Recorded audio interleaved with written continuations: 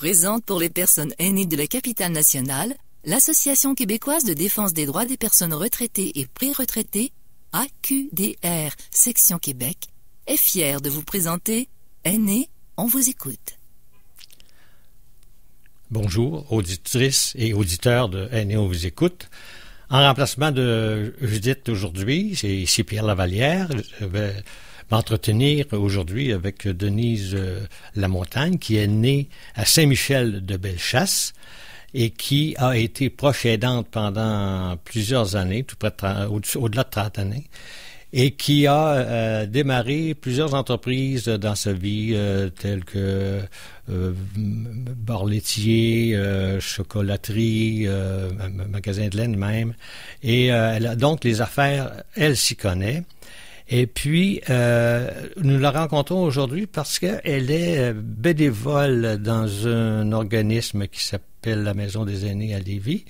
Et puis, elle a démarré un programme qui parle de musique et qui joue évidemment plusieurs instruments. Donc, de ce pas, je souhaite la bienvenue à Denise. Bonjour Denise. Bonjour Pierre.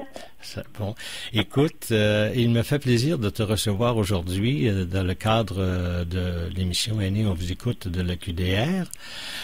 Si tu veux bien nous parler un peu de ton goût de la musique, comment ça a parti ça?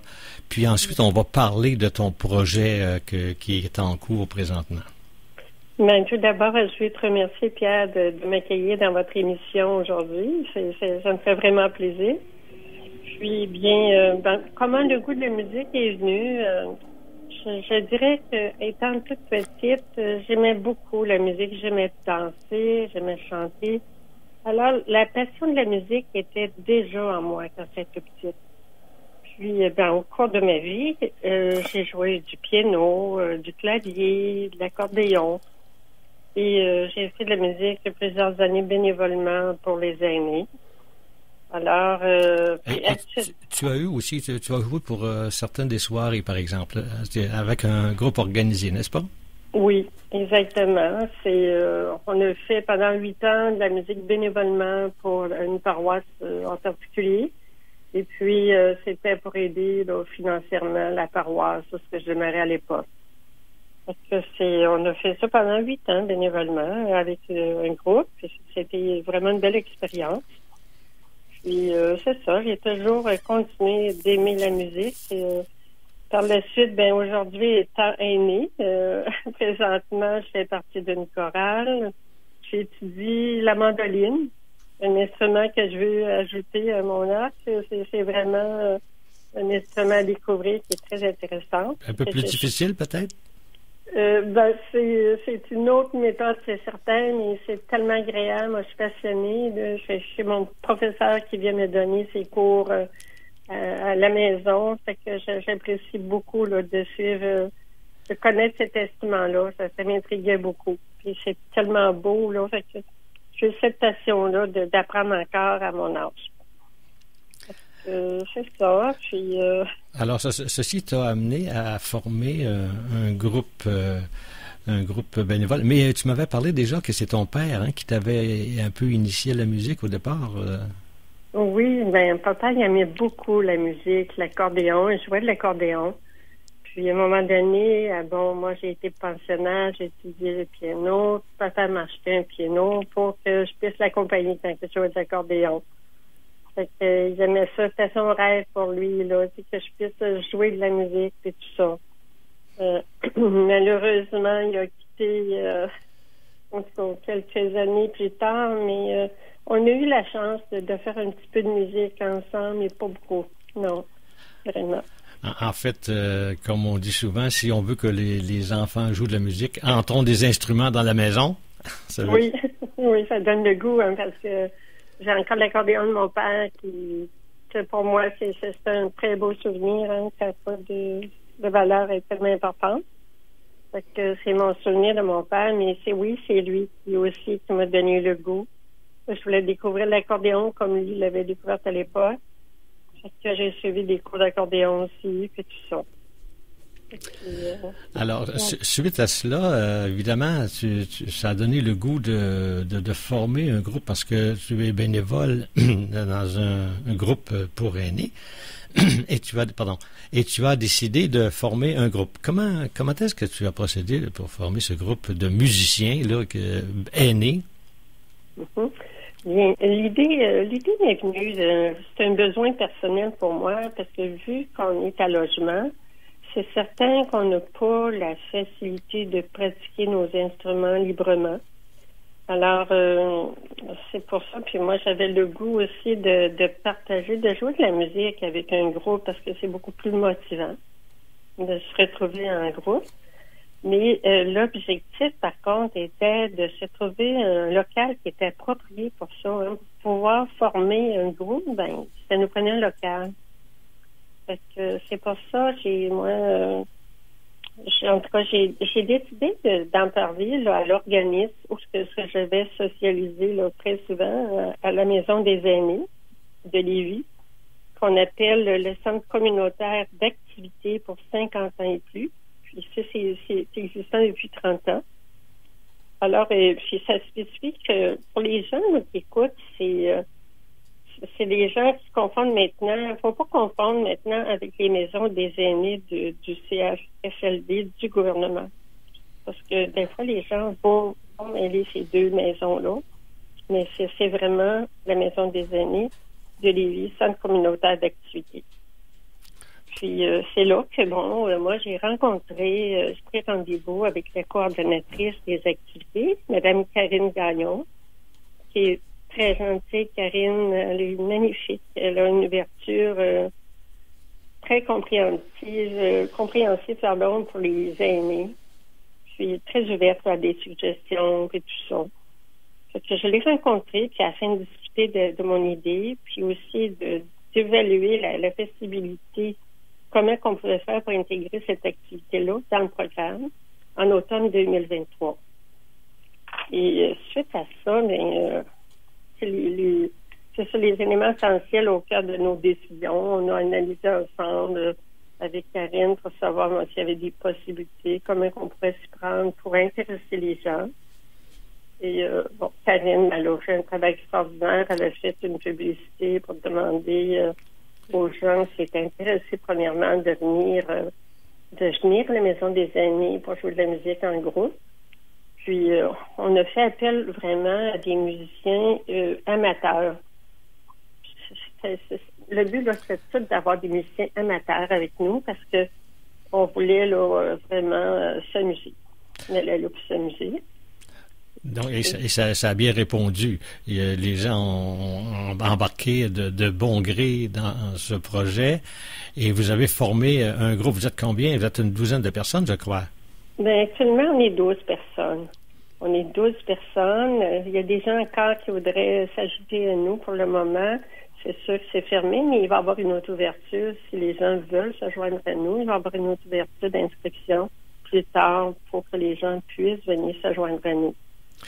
Pratiquement, là, comment ça fonctionne? Les gens se regroupent, ils apportent leurs instruments. D'abord, les instruments, ça comprend différents instruments, si je comprends bien? Oui. Nous, présentement, là, on a une pianiste. On a 2 pianistes. On a un monsieur qui joue du clavier. On a 4 guitaristes, en tout cas, puis joueur de violon. Il y a l'accordéon, il y a la mandoline. C'est vraiment varié. Puis beaucoup de musiciens à travers ça chantent aussi. Fait qu'ils peuvent s'accompagner là, tout en jouant leur instrument. Ça fait une très belle chimie entre nous. Et là, vous formez un programme, vous faites un programme et puis vous pratiquez ensemble et puis vous pouvez pratiquer à la maison aussi pour parfaire vos parties. Oui, exactement. Quand on a débuté, on a fait une liste de chansons qu'on aimerait interpréter ensemble. Chaque personne donnait, mettons, trois idées de chansons qu'il aimerait, lui. Puis chacun donnait son opinion dans tout ça. Et on a fait une liste de chansons qu'on devait pratiquer suite à ça. Les gens, on le fait de pratiquer à la maison. s'ils veulent. Puis après ça, le vendredi, on revient ensemble pour encore pratiquer. C'est une fois de se voir à tous les vendredis. Pour ces personnes-là, là, c'est certainement un petit peu un retour aux sources ou un nouvel élan, un nouveau départ, n'est-ce pas? Ah oui. Oui, vraiment. C'est parce que les gens, c'est ça, ils étaient isolés, chacun de leur côté. Puis l'instrument restait là. Il n'y avait plus de motivation de sortir l'instrument. Il était tout seul. Puis aussi, plus de local pour pouvoir jouer aussi. Ça, c'est à logement, on peut pas vraiment jouer de la musique. On a peur de déranger. Fait que l'effet qu'on a eu, ce local-là, qui était disponible pour nous, ça l'a vraiment facilité la chose. Là, les gens s'en viennent, puis ils se sentent comme chez eux, tu sais, avec leur instrument, puis c'est tous des amateurs, dans le fond. Fait que, tu sais, il n'y a pas personne qui n'a pas sa place avec nous. C'est des amateurs, puis chacun a sa connaissance, de la musique. C'est parfait. Ça va vraiment bien. Ouais. Alors, c'est ça, les gens ont retrouvé leur goût d'antan et puis se sont remis sur leurs appareils, leur instrument individuel, et ça forme un groupe, une espèce d'orchestre qui pourrait éventuellement, vous pourriez peut-être donner des petits concerts? Bien, éventuellement, pour le moment, c'est pas à l'horaire. Nous, le but, c'est vraiment de pratiquer ensemble, mais on verra qu'est-ce que la vie va nous réserver, nos pratiques, tout ça, qu'est-ce que ça va, comment que ça va aller. Parce que là, c'est un petit fétiche, notre projet. Là, on débute, puis on veut vraiment on va se perfectionner de plus en plus, puis on ne sait pas si ça nous conduira pas peut-être un petit, un petit concert à un moment donné. Notre coordonnatrice va pouvoir décider ça. C'est ça qui est agréable là, de partager ensemble. L'important, c'est pour ces personnes âgées qui ne sont pas nécessairement dans des RPA, ils habitent dans leur résidence, n'est-ce pas? Oui, c'est ça. Il y a beaucoup de personnes qui sont dans leur résidence, mais juste l'effet d'être toute seule dans la résidence, dans notre résidence, c'est plus le goût, c'est plus la motivation de faire ça. Parce que, je sais pas, toute seule jouer de la musique aussi, c'est un peu ennuyant. Mais quand tu es en groupe, là, tu vois que la force revient, là, puis c'est chacun, là, partage son talent. C'est impressionnant à voir.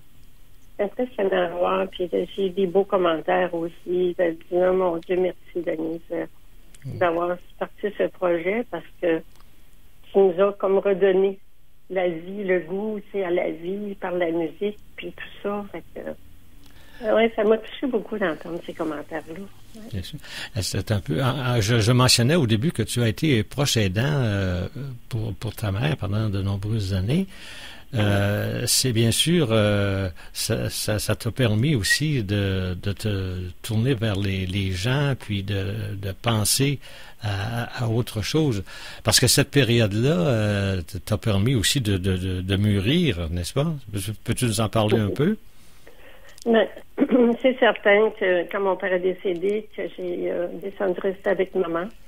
On était 34 ans ensemble.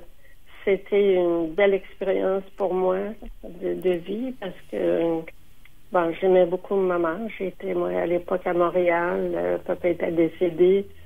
Alors, je suis la 22e de la famille, la dernière. Maman disait toujours que j'étais son bâton de vieillesse, comme on disait dans le temps. J'ai gardé maman. Fait que je sais c'est quoi d'être aînée parce que j'ai pris soin de maman beaucoup. Oui, ben tu as mentionné le mot 22, mais là, ça doit tomber dans l'oreille de nos auditeurs, de nos auditrices. Peut-être expliquer un petit peu comment ça s'est formé, cette famille de 22. 22 enfants, comment ça s'est formé? Alors, mon père s'est marié. À l'époque, il a eu 8 enfants avec sa première épouse. Puis elle est décédée. Suite à ça, ma mère s'est J'étais allée aider mon père comme pour l'aider avec ses enfants, comme gardienne à l'époque. Puis, maman, elle a eu, c'est ça, 14 enfants avec mon père. Puis, bon, c'est moi qui est la dernière. C'est moi qui ai été la boucle de la famille, la 22e. Ouais. Et papa aimait beaucoup la musique. Puis, je sais pas, c'est pour ça. Il m'a donné, je pense qu'il m'a donné ce don-là. Oui.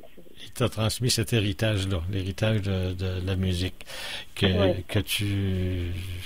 c'est intéressant de voir que tu le fais fructifier, ce don de musicienne, là. Oui. Et voilà, ça donne des résultats. Parce que ce groupe que tu viens de former, c'est assez original, je crois. Puis je trouve ça intéressant. Pour des personnes âgées, ça peut peut-être donner des idées aussi certaines RPA. Je ne sais pas si c'est possible, mais en tout cas, il faudrait voir. Oui, sûrement que c'est possible. Tout est possible dans la vie parce que des fois, on pense que non, ça se fait pas. Mais si l'amour de la musique est fort, là, on dirait qu'il y a toujours quelque chose sur notre chemin qui va nous diriger à un endroit.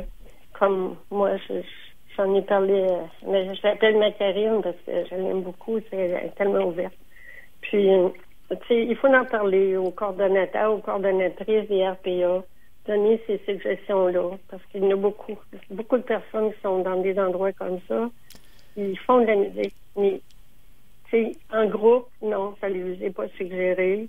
Ou peut-être l'endroit manque, mais ça me surprendrait. Il y a toujours un petit coin qui pourrait aménager pour ça. Oui. Ça redonne le goût à la vie, aux gens. C'est joyeux. On a besoin de musique dans la vie. C'est très vital, en effet. Et c'est sûr que pour des personnes, soit dans les RPA ou dans les foyers, ça permet de s'évader, de comprendre, que ce soit qu'au niveau choral, au niveau... tous les regroupements sont bienvenus pour les aînés, n'est-ce pas? Ah oui, oui. Oui, c'est vraiment... Là, c'est un besoin, moi, je trouve essentiel, la musique... c'est pour nous, parce que quand on est aîné, bon, il faut, on est restreint dans beaucoup de choses. Fait que s'il y en a parmi le groupe qui ont ces talents-là, qui sont capables d'en faire profiter aux autres, bien, c'est merveilleux, là. C'est merveilleux s'ils puissent le faire. Puis nous, on n'est pas beaucoup, puis il y a beaucoup de personnes qui veulent venir nous voir, là. Oui. Vous pourriez augmenter votre groupe davantage, c'est ça? Ah, ben oui, là, parce que là, c'est comme je dis, hein, c'est un petit fétiche, là, on passe ce travail-là, mais cette activité-là. Puis les gens, oui, est-ce qu'on peut aller vous entendre? On peut dire pourquoi vous ne voulez pas, tout ça. Mais là, on est dans la pratique, tu sais, on est dans la pratique. Le rodage et puis faut établir quand même une base, c'est ça, de ce groupe-là, puis déterminer les possibilités que vous pouvez faire. Oui, il faut vraiment se structurer, là, tu sais, pour avoir une bonne entente entre nous, puis aussi que chaque musicien ont la chance de montrer leur talent. Là. C'est pas juste une personne dans le groupe, c'est que tous les musiciens puissent montrer leur talent. Et il y a dans ces personnes-là, certainement qu'il y en a qui se sont sentis revitalisés, n'est-ce pas? Ah, oui. Oui, exactement. C'est vraiment, là, c'est une joie. Puis les gens repartent, puis bonne semaine, puis à vendredi prochain, puis tu sais, on voit là qu'il y a beaucoup d'amour dans ça, puis de joie, tu sais, c'est vraiment cute là, de partager ça. En fait, je le souhaite à tous les aînés de le vivre. Je souhaite à tous les aînés. Parce que vous pratiquez quoi, une fois par semaine? Oui. Tous les vendredis, on pratique ensemble, là. 3 heures de musique ensemble. Est-ce que vous pourriez avoir des rencontres plus fréquentes? Non, quand on a parti le projet, on devait se retrouver une fois par mois. Fait que là, non, on s'est passé. Là, on ne pourra pas avancer avec ça. Fait que on a décidé unanimement que, bon, ça serait une fois par semaine. Et bon, le procédé est bon parce que ça plaît à tout le monde le vendredi. Fait que, on continue dans cette optique-là. Vous pratiquez un bon 2 heures, j'imagine? On commence à 1h, moins encore 1h, puis on termine vers 3h30. OK. Ouais, c'est bien. On est capable là, en tout cas, de pratiquer plusieurs pièces. Puis, il y a l'aspect musique, mais il y a aussi l'aspect social très important là-dedans. Vous formez un groupe assez homogène. Oui, bien oui, on développe là, beaucoup d'amitié entre nous. Puis c'est les connaissances de musique, mais c'est aussi beaucoup d'amitié. C'est le plaisir toujours de se retrouver. Puis la motivation, parce que comme je parlais au début, tu sais, si tu es toute seule dans ton appartement, ben tu manques de motivation. Tu n'as pas le goût de pratiquer ton instrument. Tandis que si tu te retrouves en groupe, là, c'est pas pareil. Oui, la dynamique est importante, évidemment. Il y a un mouvement qui démarre et puis l'encouragement également. Oui. Ce qui est extraordinaire, là, c'est de connaître les talents de chacun. C'est vraiment, là, c'est une joie de voir chacun, comment il peut jouer son instrument, comment il se voit dans son visage, comment ils sont éclatants. Oh oui, c'est beaucoup de choses qui ressortent de ça. Bien. Alors, écoute, est-ce que vous avez as-tu d'autres projets genre similaires ou ça s'arrête là ou je sais pas? Parce que tu es imaginative, toi, tu en as des idées. Oui. J'ai beaucoup d'idées en tête, oui, c'est certain. Parce que moi, j'aime beaucoup les aînés, parce que comme je dis, j'ai gardé maman plusieurs années. Je connais aussi les besoins. Là, je pense à maman qui venait dans le salon, nous, quand on pratiquait la musique, elle s'assoyait là, puis elle pouvait passer des heures à nous écouter. Même elle allait se coucher, puis elle disait, non, arrêtez pas, là, parce que ça va m'aider à m'endormir. C'est bon. Hein? Fait que maman qui a vécu là, jusqu'à presque 110 ans, c'était une vitamine pour elle aussi. Là. Fait que c'est ça. Elle aimait beaucoup aussi la musique. Oui, c'est important. Bien. Alors, écoute, Denise, est-ce qu'on a fait le tour du jardin? As-tu des points à ajouter qu'on aurait oubliés par hasard?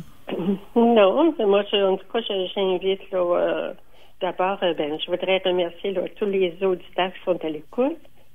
Puis vous laisser comme message que la musique, là, c'est un bienfait pour la santé physique et mentale. Puis de continuer à faire de la musique, parce que ça nous permet de vieillir en beauté. Voilà. Eh bien, Denise, écoute, je te remercie beaucoup de ta collaboration et je te souhaite beaucoup de succès avec ce programme et à tous les instrumentistes qui forment ce groupe. Bon, bien, merci. C'est très gentil. Bien. Alors, bonne journée, puis à bientôt. Merci. Bye.